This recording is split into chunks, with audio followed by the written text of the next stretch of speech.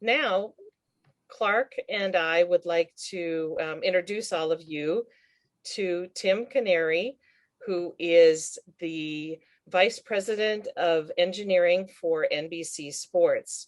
Welcome, Tim, to our pre-show Olympic opening ceremony program this evening. Thank you, Kim.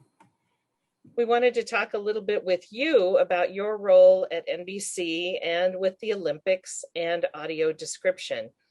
Oftentimes, we don't really think about the people behind the scenes who are making audio description possible for us to have access to television, and especially special events like the opening ceremony of the Olympics. So we would love to learn a little bit more about what you do at NBC and how and what kind of experience you have with audio description and how that ties into what you do every day. Sure. Well, for the Olympics, I oversee the U.S. side of the engineering operation here in the Stamford facility, where we produce a lot of our content. And we also produce the audio description call from one of our announce booths. To look at my experience with it, if I go back to 2016 during the Rio Games, I knew nothing about it, and I got a call that we were going to do this new thing called, well, at the time they were saying VDS, DVS. It seemed to have a lot of different names, but in the end, it was audio description. So my experience really started at that point in 2016, and I honestly didn't know much about it or how we were going to do it. So that was part of it for us. Not that we invented it, but we invented the way we were going to do it. And to be honest, I think we've refined it quite a bit since 2016. With a lot of feedback from consumers about how we could improve it. And Tim, will you share with us, just at a high level, what goes into, from a technical standpoint, in producing the Olympic Games for the U.S. television market? Wow, that's a loaded question. There's a lot of pieces there. Well, when you look at the really big picture view and you step way back, we started planning for the Tokyo Games certainly in 2016 time period. We were aware that there's a Summer Games in 2020, and we start planning for the Games years and years in advance. So the planning ends up being, what venues are we going to cover?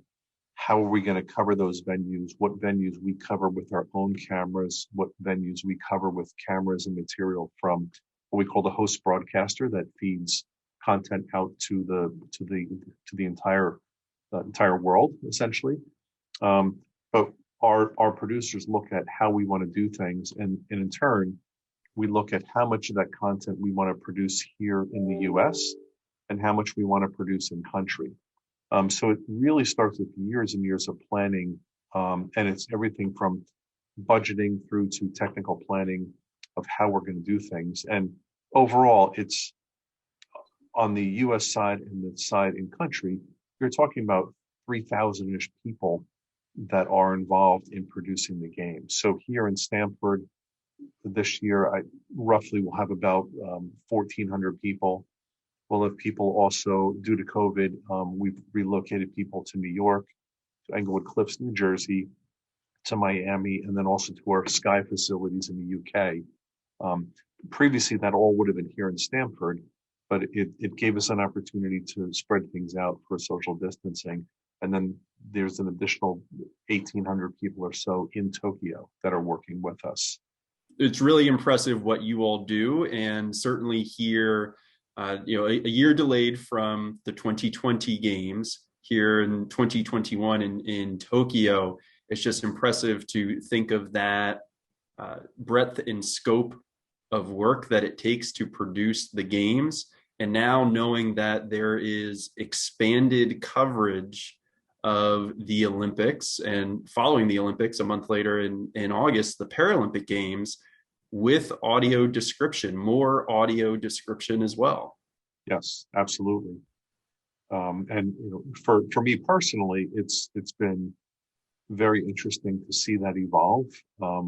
For myself, of how we're going to do this and how we work with our editorial producers to make the audio description better.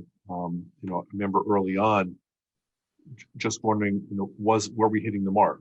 Where was the audio description working for the consumers? And we started getting feedback, and that was very, very valuable to us in terms of some of the technology that we employed, and how we made that audio mix to enhance the presentation overall.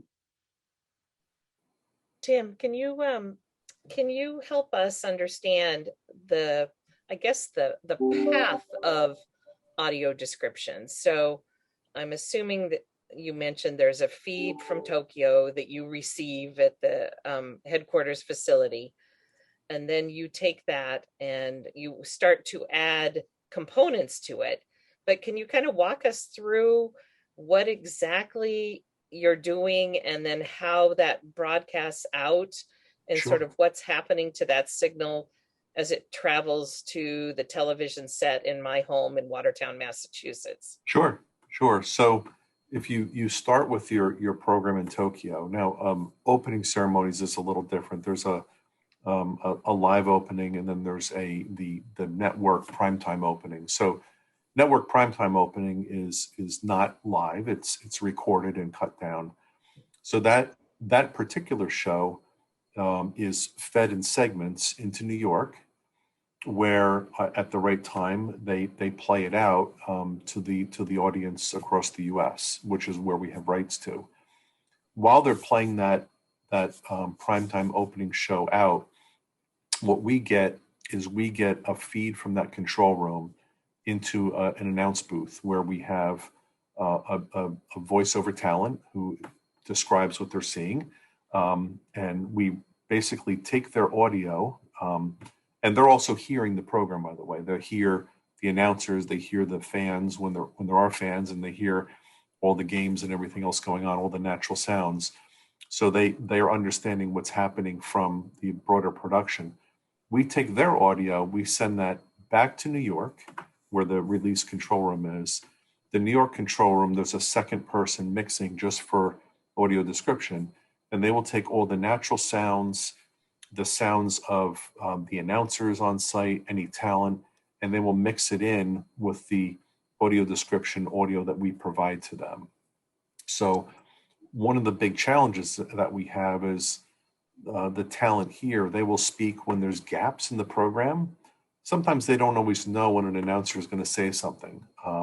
So that initially presented the biggest challenge, that they never knew when an announcer was going to certainly speak, because sometimes their picture wasn't on that they could see them. So what we've implemented with a lot of feedback from consumers of our product was essentially automatic ducking of audio. And that was really a game changer for the end product. Whereas when the audio description talent is speaking, the main program level ducks down. So in the case of Mike Tirico, if he's going to start speaking, it would reduce his level automatically. And then they would see, okay, Mike's speaking, and they would kind of lay out, and then Mike's audio would kind of naturally come back up automatically. So that was a really, really big advantage. Whereas from my perspective, when I saw and listened to what we did for the Rio Games, there was a little bit too much overlap between the descriptive audio and the on-camera talent, which tended to be a little distracting. I think we've corrected that, and it's gotten much better. So essentially the path is from the host country through New York.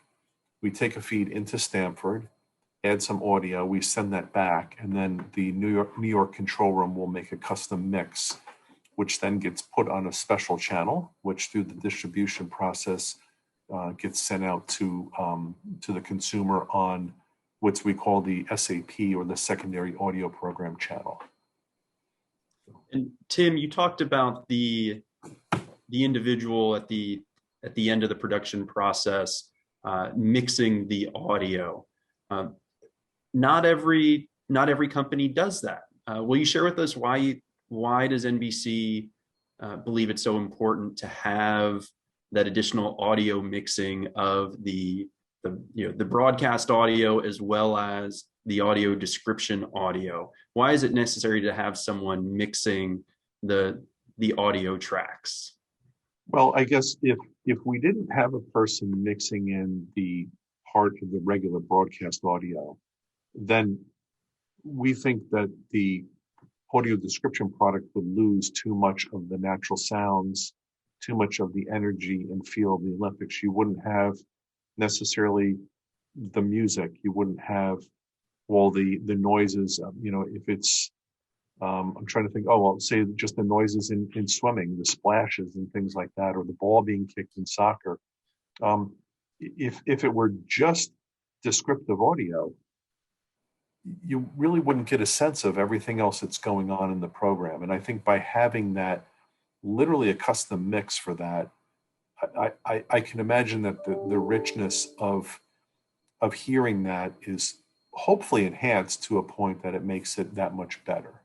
I honestly don't know how we would do it without someone mixing that at a better level, having some of the normal program audio mixed into the descriptive audio, I think is key to making it work well. Now, I will say that we do apply some automation to that in the form of ducking, so that the audio descriptive talent is not talking over the broadcast talent too much, because that's really impossible for a human to know when that's going to happen all the time.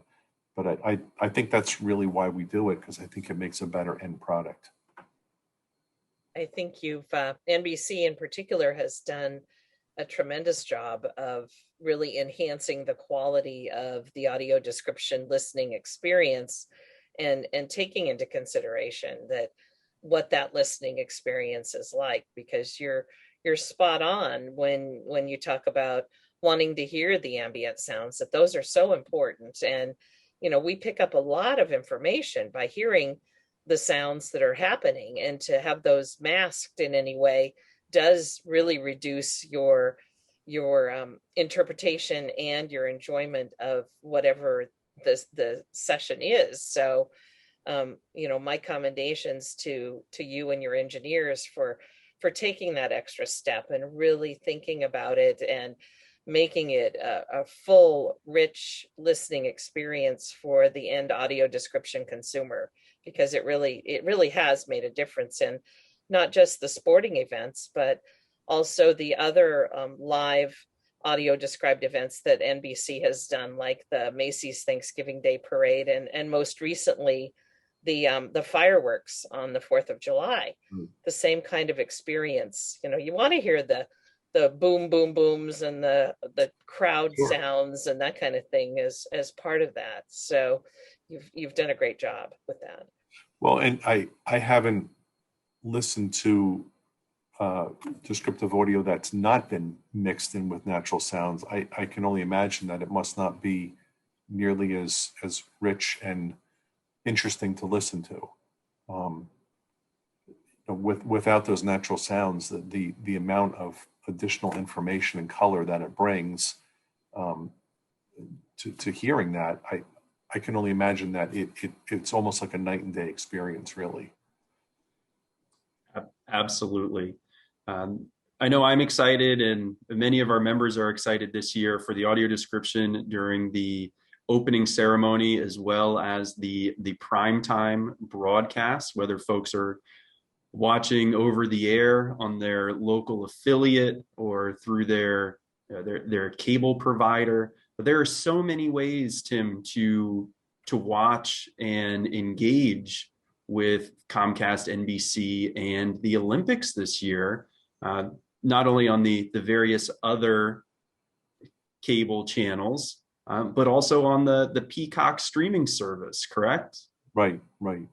And I can't speak to all of where Peacock is applying that, but I know that is a high priority for them as well, as that service is grown in a tremendous manner for sure. And, I'd be remiss if I didn't say that the support for all this it's NBC obviously is a key piece of it, but Comcast has been a huge proponent, and very much in the realm of pushing us to do this, and they care about it. They want it to be good. So that's definitely a big piece of the whole puzzle. That's great. And I think Clark alluded to this, but it looks to me like the primetime coverage each evening from, is it 8 to 11, is going to be audio described? I believe so. I just have to refer to my chart here and just make sure that I don't misspeak. But yes, it is. Yes, 8 to I think 11:30. Oh wow! And we have a show we call Prime West, and through the West Coast, and then Prime Plus. So there's a lot of audio description on the broadcast. That's grown tremendously since the Rio Games, for sure. Mm-hmm. That's really a tremendous commitment, and we truly do appreciate it. It's fantastic. Looking forward to it. And another aspect of the Comcast NBC coverage of the games that has grown is the coverage of the Paralympic Games, which will be August 24th through September 5th. In addition to expanded coverage of the Paralympic Games, there'll be audio description available in those primetime sessions as well, correct, Tim? Yes, as well as our sessions that are on cable TV. So that's equally as exciting that it's expanded there as well. And the Paralympics have certainly grown as well in terms of the amount of coverage, which is a very positive development over time. That's incredibly positive. And yeah. I realized that myself just last Olympics when they were covered some, and just the hearing people talk about how they had watched the Paralympics and just the kind of the awe and the admiration that the general public had for people who perhaps previously they had thought people with disabilities couldn't do anything, and then they watched them competing at an expert level, the elite athlete level, where most of us will never get there.